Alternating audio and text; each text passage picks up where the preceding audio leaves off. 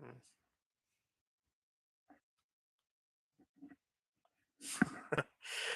Forgive the bad head. I had a good night's sleep last night. Um, what's the subject?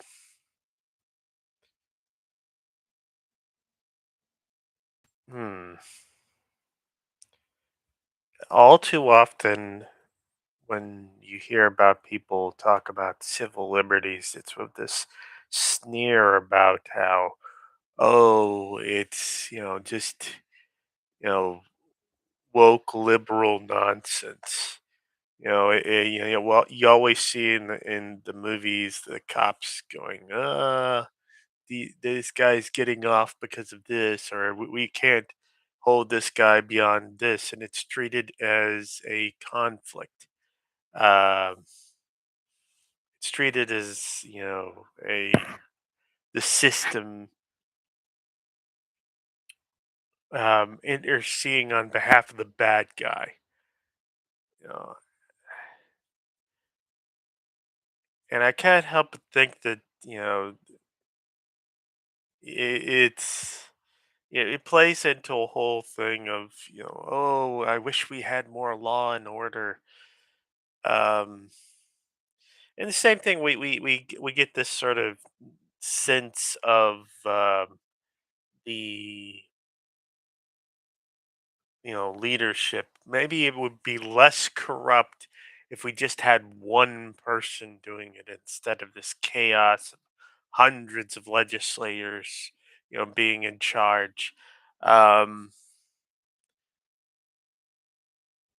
and I think, pardon me, I'm trying to adjust this to get decent composition. Um, because that's my training. So, uh, but here's the thing,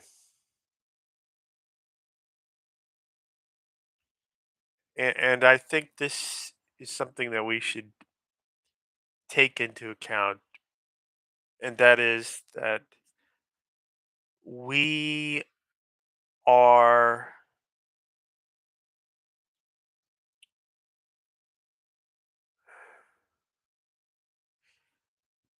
Look, you might think of it as being unnecessary because you're not often subject to being arrested. You're not often subject to being sorry, you're not often subject to the potential for losing your freedom, for losing your life, for losing your property, thanks to the operations of the law. And when the arts, they'll tend to be for something minor, like maybe a speeding ticket or a parking ticket, uh, a little misdemeanor. Um, the contact that most conservatives have is with the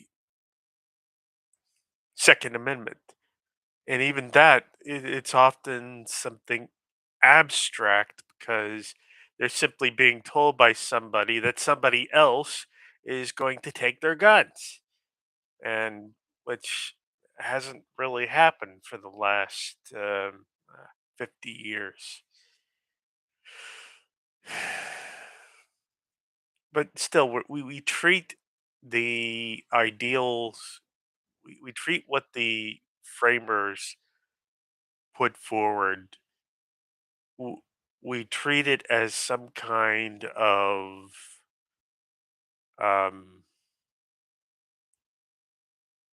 some kind of idealistic hogwash. And the irony of it is that a lot of what was written into the Constitution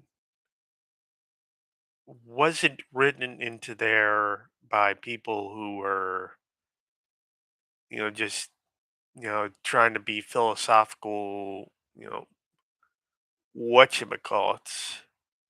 It was written into it by people who had dealt with the alternative case, who had been the subjects of the British crown, who had dealt with a monarch who had absolute power, who could send people into their homes, who could, you know, hold people without letting them go for a long time. And as time has gone on, we have seen how it works elsewhere in the world, and what the effects are when your government can do that to you. When your government can snatch you off the street, can kill you just for interfering with their business. We just never thought we'd see it here. But that's the thing.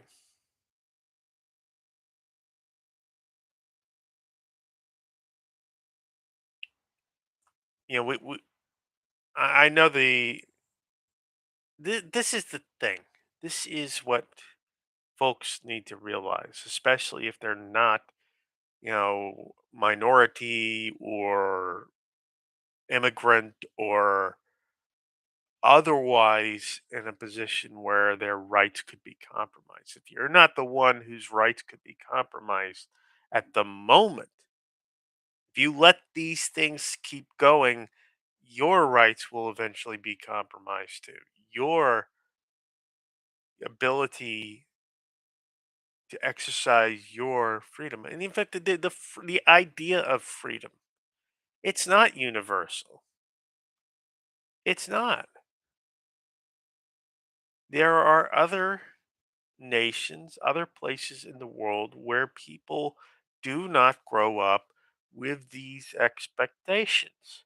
Do not grow up with the thought that, I will have, I can say what I wish to say, that I can acknowledge the truth in front of me, that I'm not going to simply shut up when the authorities sweep in and do something, that the expectation that we will have that ability to that that the public will have transparency on something, that the public deserves transparency on that. We make a lot of assumptions in this country, in the United States of America, about what it is that we deserve as a people. And at the same time, though, we sometimes kind of forget that those assumptions and the ability of those assumptions to be carried out is built on these things that we've been taught by some parts of our culture to think of as being idealistic, as being, oh, if you don't compromise this right, you'll be in danger.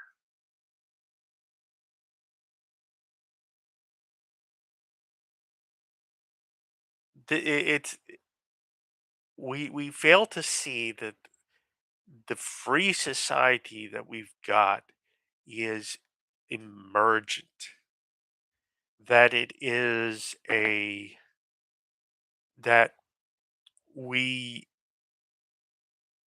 we have a set of rules that together create our space of freedoms. It's not for nothing that the First Amendment. Let me bring up the First Amendment.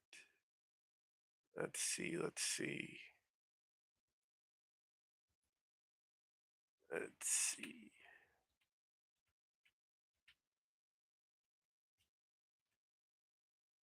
Okay, I'm googling it. Amendments to the Constitution. Let's see. Da. Congress shall make no law. That's how the First Amendment begins.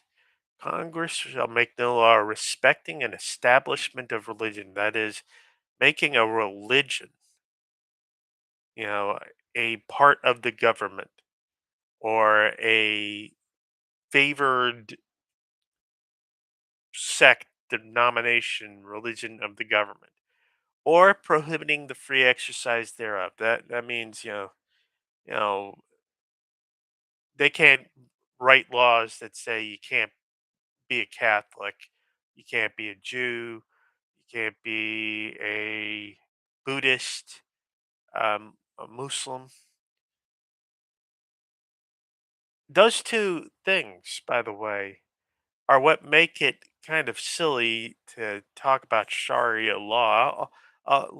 Let's table that for later, though. Or abridging the freedom of speech or of the press or the right of the people peaceably to assemble and to petition the government for the redress of grievances. The law, starting out, the Bill of Rights tells us that that our system, which is based on the rule of law, based on the idea that Congress writes the laws, the executive carries those out. Congress can write no laws that say that that for example, Lutheran Christianity is the favored sect and will get taxpayer support. Congress can't write a law for that. Congress can't write a law saying uh, you can't be a Jew, Muslim, Buddhist, or an atheist. Congress can't write a law that says you must be an atheist. Or abridging the freedom of speech or of the press. If you can get, literally speaking, this is, getting up on your soapbox uh, and making a speech about what you believe in. So long as you're not um, causing a nuisance, you've got the right to do that. And this business of, oh, if you don't make a story that I like, I'm going to shut your news organization down. Well, guess what? Congress can write no law that says that a president can do that. That says that Congress can write a law saying that you can't report this, you can't report that. Congress shall make no law, or the right of the people to peaceably assemble. You don't see us, we have Nazi parties in this country. We have some pretty, you know, awful parties in this country. And some people will say, oh, I want to shut the Democrats down. Or some people will say, I want to shut the Republicans down. And the truth of the matter is, you can't do that. There's no law that says you can do that. There's no legal means by which you can say this party is banned forever. And why is that? Well, or peaceably assemble, like come together and protest. You know, why are these protests allowed? I don't like these protests. Well, if you one day want to step out and join a rally and in support of something or in opposition to something, this is telling you that Congress doesn't have the right to say you can't do that. I mean, you can't riot. You are not allowed to riot. You are not allowed to engage in an insurrection, but you are allowed to peacefully come together and say, I would like an amendment to the Constitution of the United States. And that's the thing. And to petition the government for the redress of grievances. It lays it right out. one of the fundamental principles is that we have a right to ask the government to stop doing bad things and to start doing good things. We have a right to petition. We have a right to ask. We can't simply be punished for wanting our government to do something. This is key, critical. We are supposed to be in a feedback loop with our government. This is the fundamental reason why we have a First Amendment. The Second Amendment, you know, a well-regulated militia being necessary to the security of of a free state. Those first couple of that first clause, basically, people forget that. And for the longest time, interpretation in this country was that this was the controlling idea of what the Second Amendment was for, not for the individual, but as somebody being prepared to be able to defend this country. So much of that has gotten twisted into a personal right, a right to threaten insurrection, even. It's become twisted in opposition to what it was supposed to be. It was supposed to help support public safety, not be in opposition to it. And I could go on. Well, there are other rights, important rights. The Fourth Amendment, the right of the people. Note note the target of this. Note the subject of this. The right of the people to be secure in their persons, that is, to be not to be arrested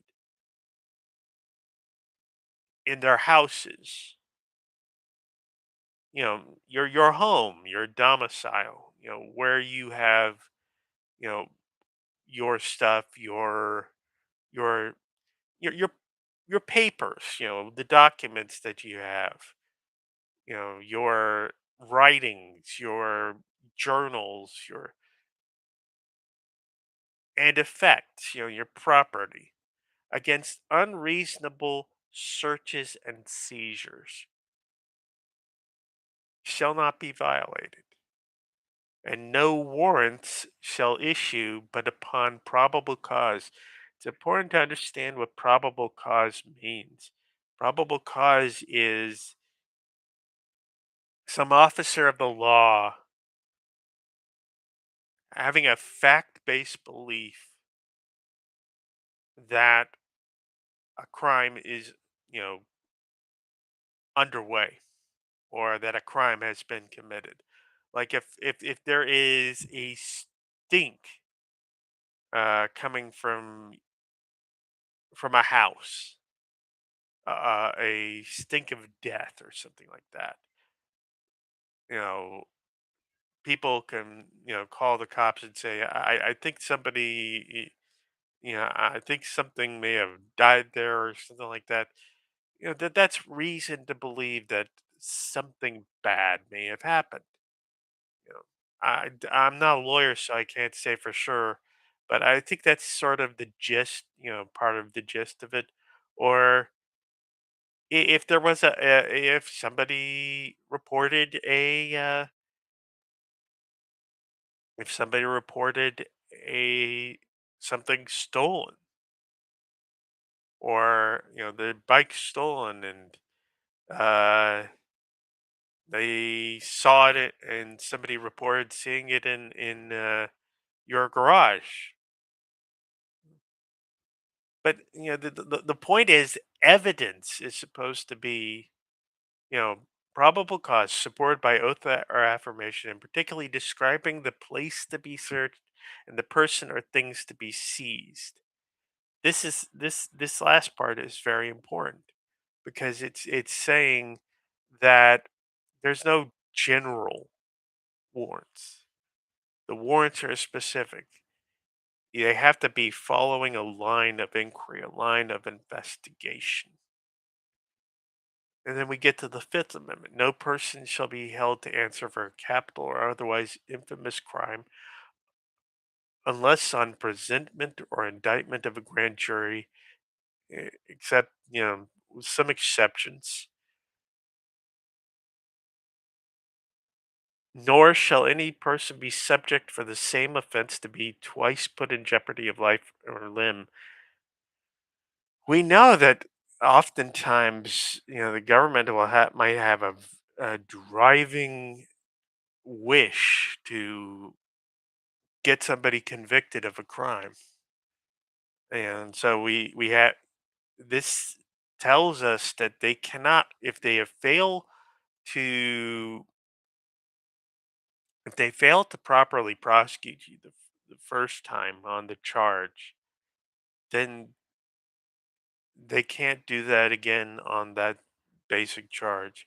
Now, this is one of those things that has been portrayed sometimes in the media as a bad thing, um, because if a bad guy's lawyers are able to get him off, um, then oh my, um, oh my, it's they've gotten away with it. But you know something? It's also that if the government falsely believed you were responsible and railroaded you, but they failed to convince the jury that you did what you supposedly did, then that acquittal is final. That acquittal is final. And that's a good thing, of course. You don't want the government that's, able to get zealously convinced of your guilt and be able to repeatedly put you know, your freedoms in jeopardy, your life in jeopardy. But that there's a follow-on effect, something that I don't think people necessarily consider, and that's this: that it tells the cops and the prosecutors, you have to get it right this time. You have to get it right this time. And why? Because if they don't, if they fail to make the case, if they fail to pick the right point to prosecute, if they go in with a weak case, then they'll lose. And having lost, there is no opportunity to for a rematch unless somebody offends again or another crime occurs and they you know but the point is it forces them to be better. And the Fourth Amendment does that as well. Instead of just being able to, you know, burst into people's houses, for no reason, they have to establish by reason. They have to establish by a case that they have a good cause to be going in there. They can't simply, just waltz in and start finding things.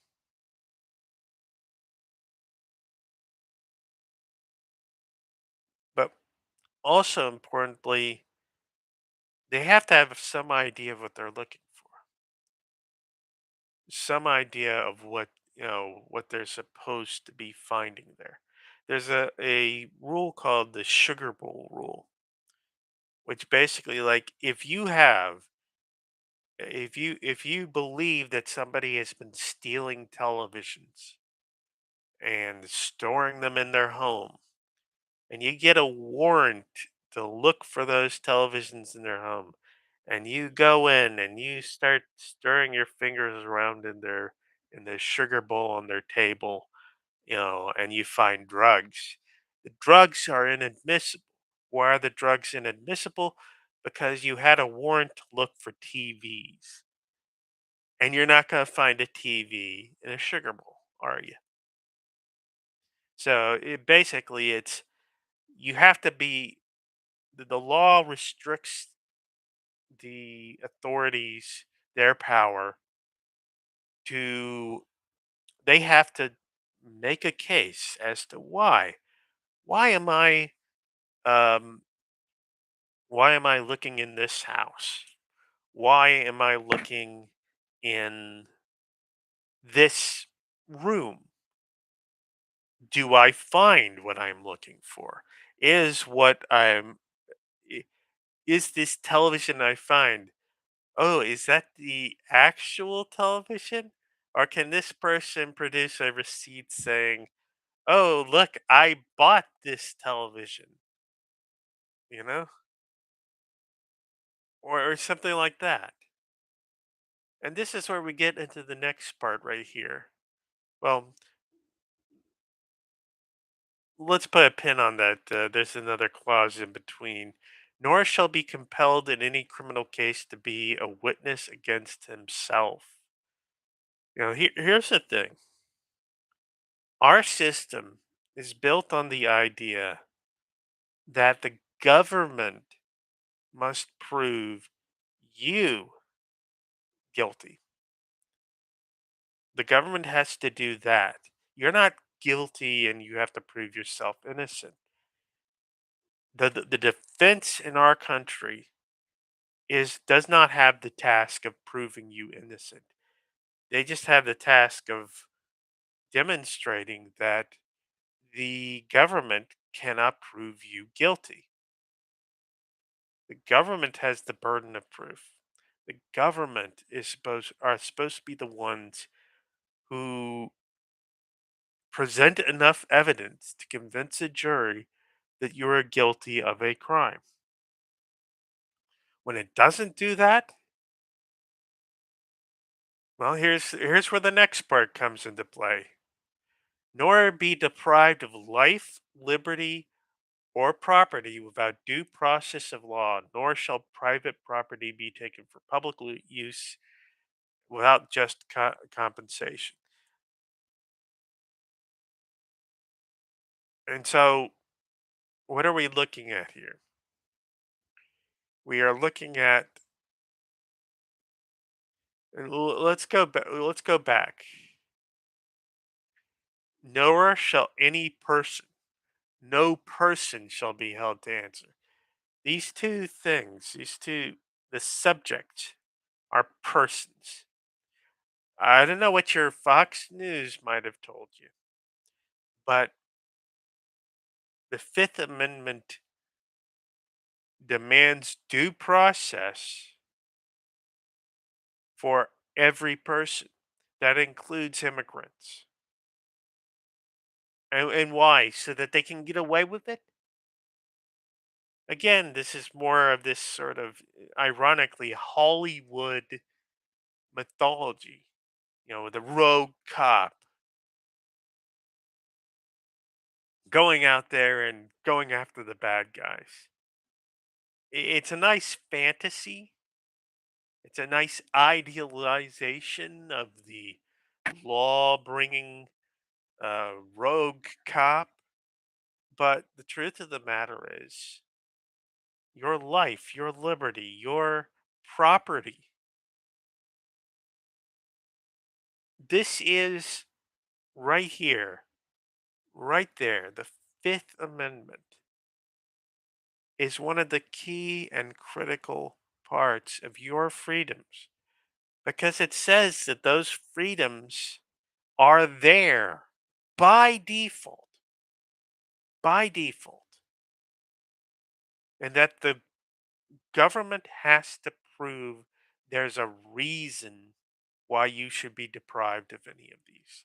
And that reason, the due process of law means that in order to deprive you basically permanently of your freedom, of your life, of your property, In order to do that, they have to dot their I's, cross their T's all the way from investigation to sentence. They have to do everything right. If they don't do things right at one point, if they, for example, fail to convict you, they cannot punish you. If they fail to handle the evidence correctly, they cannot convict you, or the conviction will be reversed. This isn't meant to protect the bad guys. This is meant to protect you. Because a government that gets it in its head that it should be able to do this, a government that gets it's in its head that its cause is so righteous, so glorious, or just so supported by the power that they hold, the cynical power that they hold, that they have the right to take these things from you because they're the good guys, or they're the guys with power, whatever. This amendment, this law, when it is observed, limits their ability to take from you everything, including your liberties, including your ability to just walk around on the street. I mean, I don't know whether people realize it when they say you should just stay home. Or saying that to the of the folks in Minnesota. Do they understand what they're saying? Would they appreciate it if that was something somebody was saying to them? Oh, just stay home. You know, don't go to that pro gun rally, or don't go to that pro Christianity rally, or don't go to that. It's this notion that the authorities should be able to drive off protesters, should be able to s- screen off any kind of observation of what they're doing. It would be unacceptable from their own points of view, going in reverse, but they accept it going the other way. You know, that they accept it coming this way because it's against their rivals, their enemies. But I doubt they would accept it coming this way. And that's the thing about it, though. You have to, our rights, our liberties have to go both ways. They have to apply not just for the people we like, but also for the people we don't like. They can't just apply for one race or one gender or or one status. They have to apply to us all, or otherwise they are incomplete. They are there are edges that can be more easily frayed for the fact that they are cut off at one point or another. Everybody has to be part of this freedom, this idealized state. Everybody has to be part of that, or otherwise we're all vulnerable.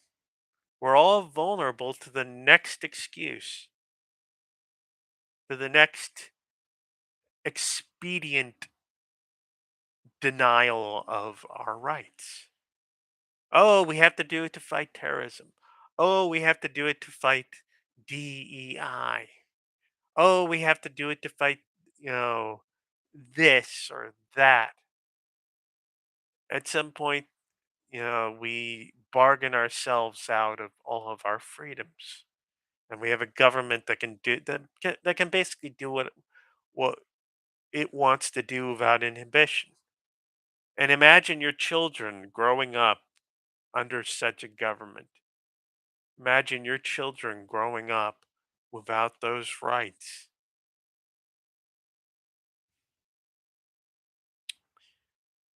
So, but so far I've been going through the Constitution. You know, I've been going through the amendments.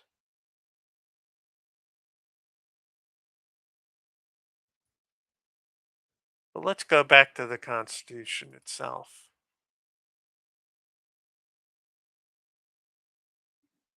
We look at the we look at we look at the it's not necessarily the most exciting stuff, and we wonder why do we bother with all this? Why do we bother with a Congress when the Congress can be so corrupt? And the answer is the Congress is supposed to represent us. It's supposed to be our voice.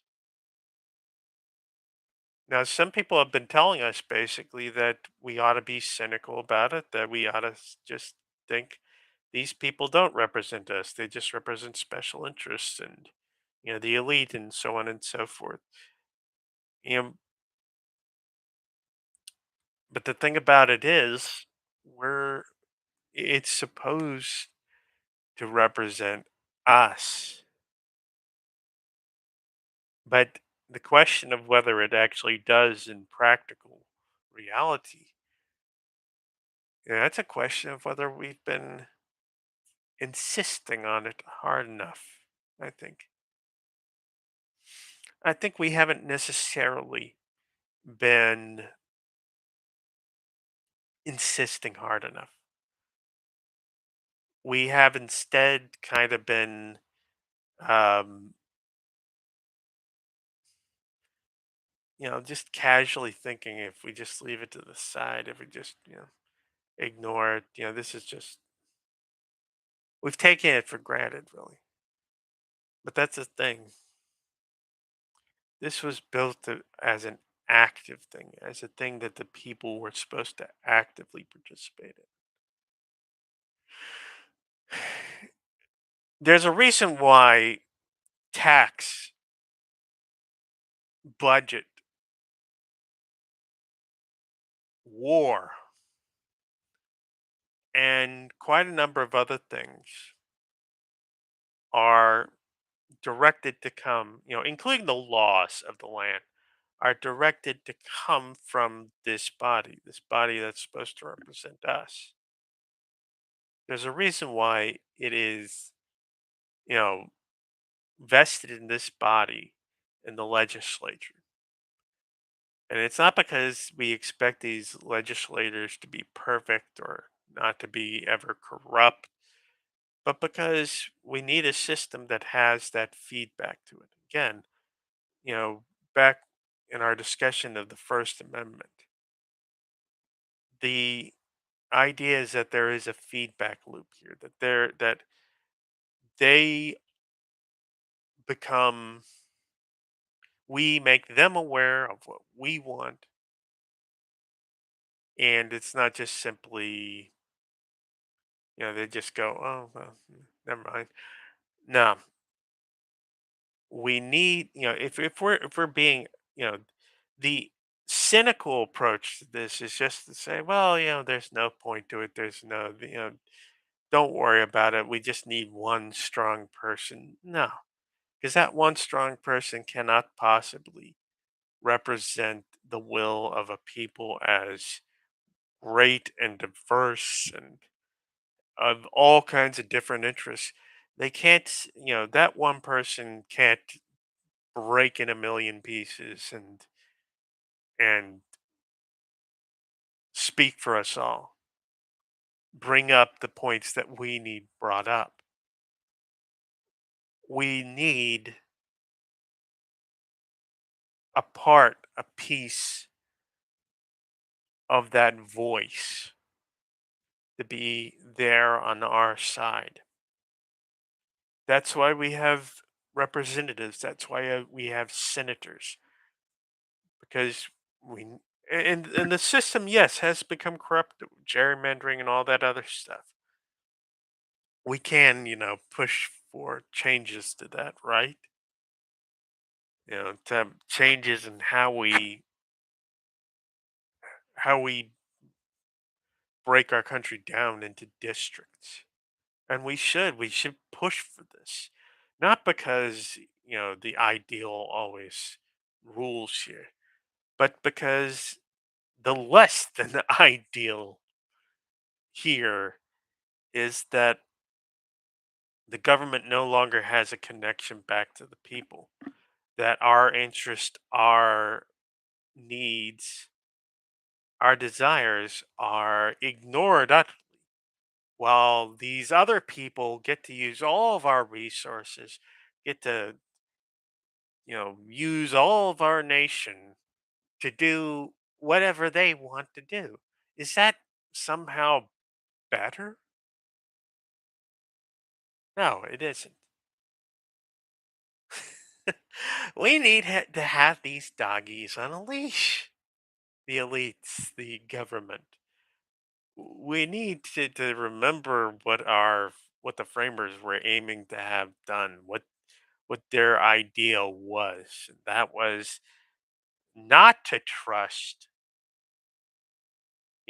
just have an elite and the other folks who we just say, oh, they're the educated ones, they're the noble ones, they're the best of us, and they'll decide things, because inevitably it turns out those people end up being just like us, both in the both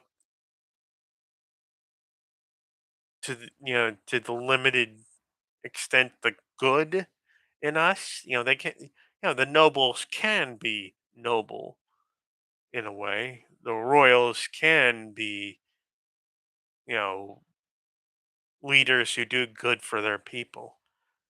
But also in the bad, they can be as selfish, they can be as spoiled, as much the spoiled brats. They can be as much the corrupt, those who are corrupted by power, those who are corrupted by money. Just like, anybody else. They are no better, no worse. There's no magic set of genes that makes you a better person. You know, whether we're talking a businessman who's somehow a genius, or a somebody who got, forced out of the right birth canal at some point. The point here is our government, it's if you look at the history, at at the goings on in any government, even the most authoritarian government, there is always a concern about the people saying, "Screw it, these people are going out the door." There's always that sort of, possibility that they have to guard against, and of course they'll often try to guard against by keeping a lot of secrets. They'll often try to guard against it by, physical oppression. And sometimes they'll, do the bread and circuses sort of thing, bribing people with, you know, food, entertainment, other things to keep them satisfied. But at the end of the day, we have to deal with what we have to deal with. You know, we need roads, we need, communications, we need this or that to be a functioning society. Even the most imperial of imperial governments cannot ignore that and survive. And that's the thing. the the republic model, the model of a democratic republic. People think of it as being idealistic because it's got these sort of statements of, we are, you are free, you have the right to do this and that, you know, the people are equal, the people kind of get the notion that this is all just being um idealistic. Of course there are people who are better than other people. Of course there are, of course there are some people who should be shut up, and so on and so forth. But we never kind of circle around and say, maybe the people who think that everybody else should shut up, maybe they're not necessarily right.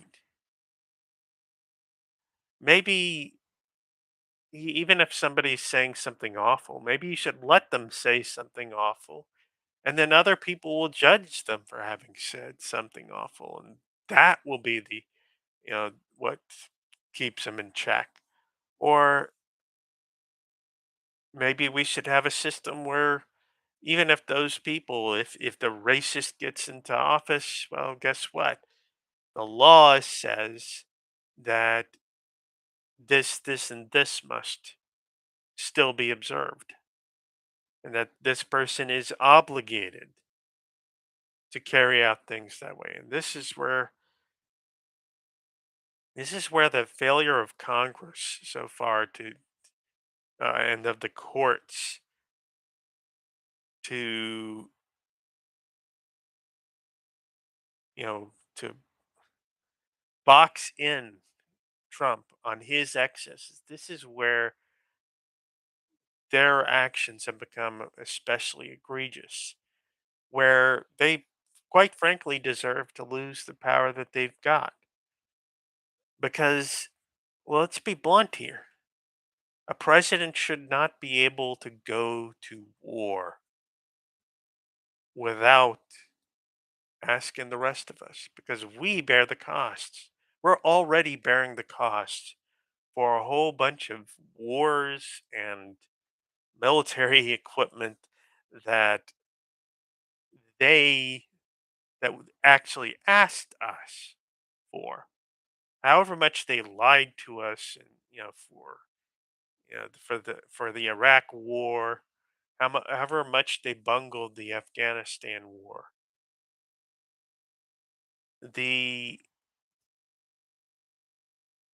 the situation there, it they at least asked, even if they deceived us, they asked. And we should have just learned our lesson from that. But instead, we elected somebody who just decided one day that he was going to start a war with another country. And guess what? You don't get to you can decide when you go to war, but you don't necessarily get to decide when that war ends. At least not without some major disaster occurring. It's a lot easier to begin a war than it is to end a war, and that's part of what the framers were conscious about when they took the power to make war, and they said, "Okay, Mr. President, you shall be in command of the armed forces, but Congress, you shall be the ones who decide when we go to war." It didn't used to be a thing that you could, just go to war without, making a declaration. It didn't used to be a thing. Um, in part because guess what? You really couldn't go anywhere very fast in those days. You couldn't go from, you know, Washington D.C. to to Tehran within hours or a couple of days. You were a few days worth of sailing. You were going to take a few months to go anywhere, you know, anywhere far away, or you were going to take you know, even within the country, you're going to take a week or a few weeks to march your troops, to the Canadian border, or to you know whatever territories that you were going to fight in. There was no sort of you couldn't be so impulsive in those days as we can be now. The idea was always that the people would get to decide when the people's resources were devoted to a war. And now they're back asking us for money. Now they're back asking us for more funding in order to carry out this new war of his. And I have to ask you, I mean, this war, which you didn't ask for, now you're on the hook for the costs. Now you're on the hook for the damage it's done to international order. You know, did your vacation to Dubai right now? If you were wanting to go take a vacation there, or to otherwise go to someplace around there, now now every other country is getting hit by rocket and missile attacks uh, all around. Now all our allies are seeing the trade through the Red Sea um, hemmed in because of our because of this impulsive, in many ways, decision to go to war, an impulse that wasn't run by us. And you can't really unring this bell. We have destroyed the leaders of another country. We have decimated their government. But who takes over after that? That's the question they really didn't think about. They were so eager to destroy the Ayatollah, who, let me be blunt here, I hate the Ayatollahs. I was brought up in the 1980s. We had the Ayatollah Khomeini, um, and that guy was the emblem of religious extremity. For my generation, you know, it's not for nothing that he gets. That he's one of the targets of a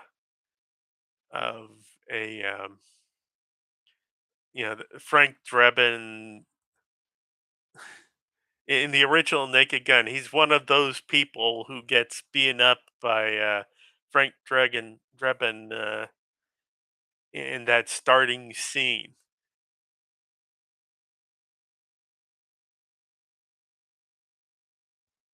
It's like even then, Reagan had this sense not to try and destroy him directly. Not to send cruise missiles going his way. In part because that could get retaliation from the Soviets, but it was also, by the way, the Russians are kind of helping the remaining parts of the Iranian government retaliate against us. By the way, but he understood that first of all, he understood that you know people in that day would not stand for him just suddenly going to war without any kind of prologue, any kind of you know asking for it, asking for the authorization to use military force to begin with.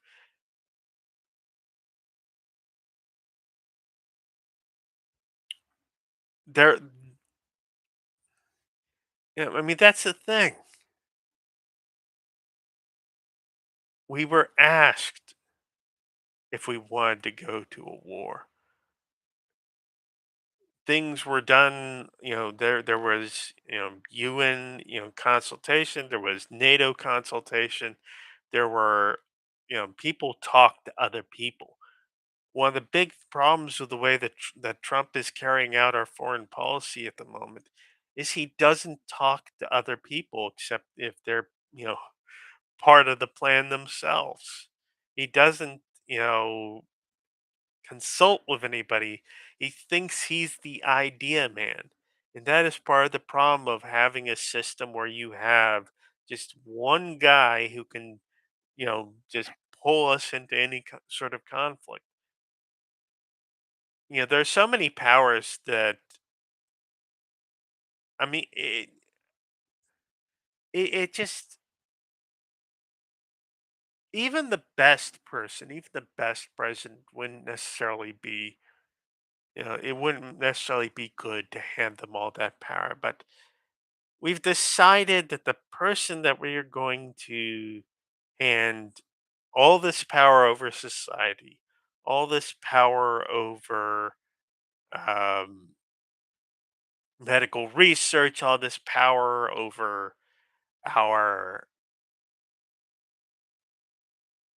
the laws of the land, we somehow picked one of the stupidest, most foolish, most senile presidents possible.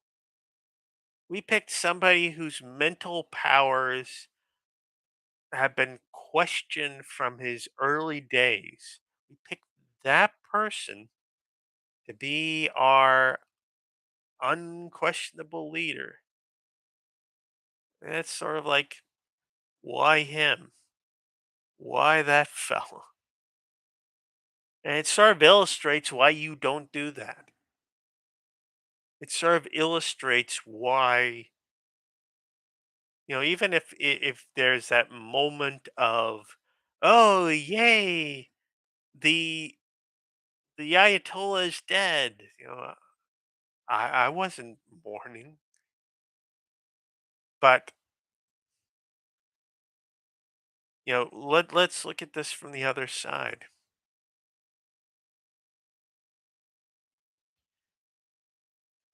Are they necessarily going to agree to what we want to agree with, or are they just going to buckle down and find some way to fade into the background like they did with Afghanistan? That's another thing. That's another, that's another reason why the debate should have been had. Not because, it's always happened ideally, but because when the debate isn't had, there are a lot of details that go unthought of by our wise single leader. You know, there are a lot of things that our man here fails to consider. The retaliation, for example, the retaliation against everybody else and what that's done right now to our oil prices. uh, Between the time when I last got gas for our car and now, excluding the the fuel points that I had dealing with the other one, dealing with the first one, excluding that, we have about a 60, 50-cent swing in prices. And with a result that, I'm paying about extra dollars, you know, 5, 10 extra dollars for for a full tank of gas. And my car is relatively, it's not a big vehicle. So if you've got something like a SUV or a big truck, you know, this decision of your president that he took without consulting you, it's now costing them. It's costing the whole economy.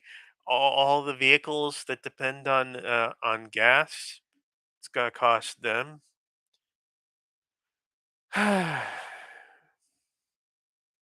Y-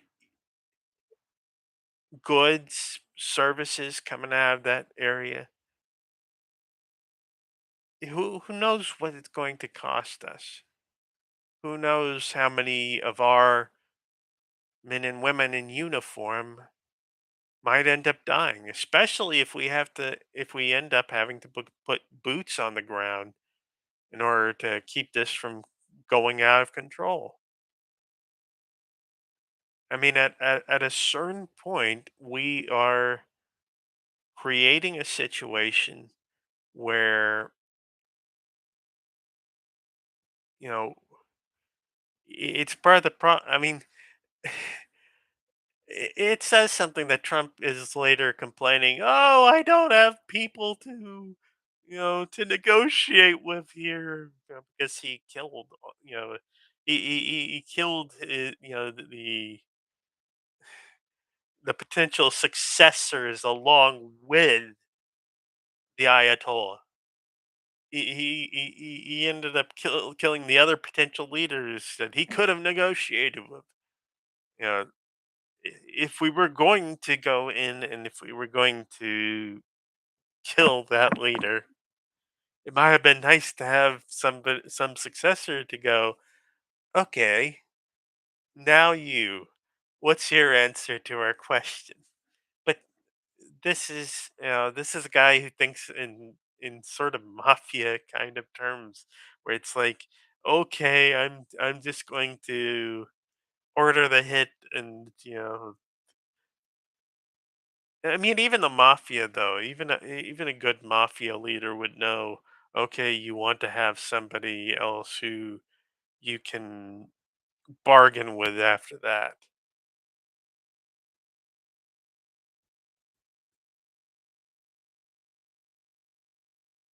It's,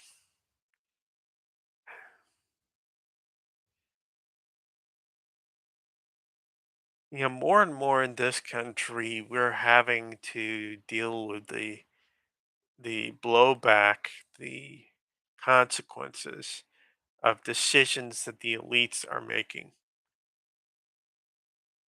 And more, they have been given more power, more ability to just ignore us.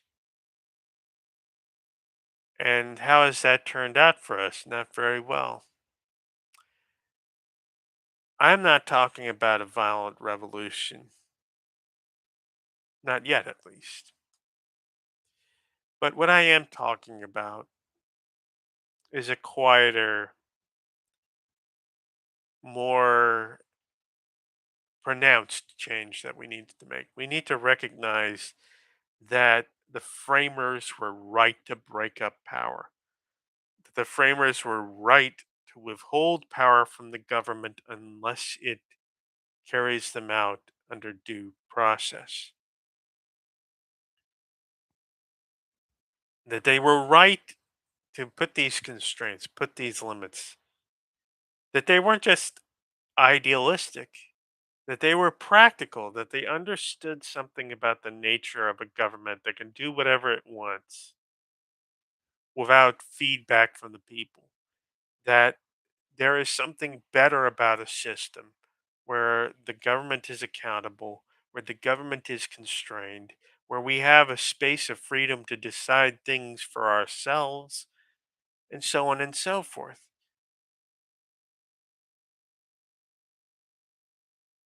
So To be blunt about it, you and I and other people, we need to take back more power. We need to take back our nation from those who took back power for just their folks. We need to go back to a system that is more like what the framers wanted. Not in some nostalgic sense. I mean, we should not do away with the rights of the minorities and the rights of women that they didn't have in those times because you know they were right in those senses. In the original sense, concerning you know, uh, let me rephrase that: the freedoms that they envisioned for themselves, for people like themselves, men like themselves, they were the right idea. They just had to be expanded out to more people. That the umbrella of equality had to expand, had to fold out more. That women had to be included.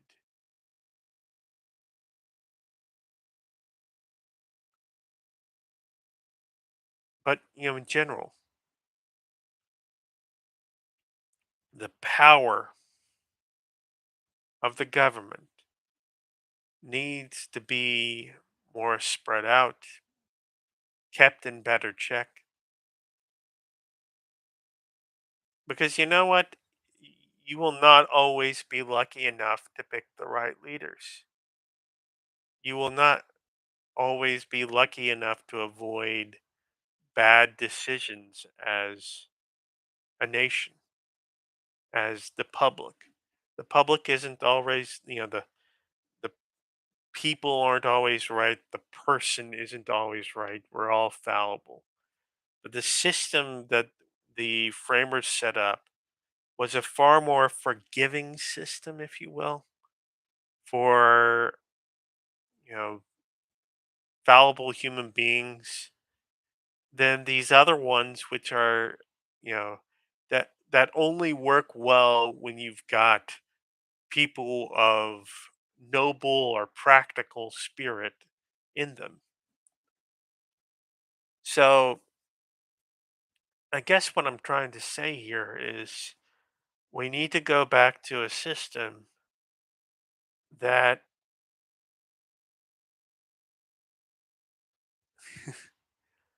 that allows us to express the best parts of ourselves while holding back the worst. And not just in the average person, but in all people, including our leaders. We do not need to be letting our president or our representatives off the leash. We do not need to be so idealistic. That's the thing. It takes a certain idealizing of the police, a certain idealizing of the president, a certain idealization of the government in general to think that giving them this power without these limits is the brightest idea. You have to you have to kind of build up in your mind a sense that, oh, these people are looking out for me, these people are the best people, or so on and so forth. History has not been kind to such idealization of leaders.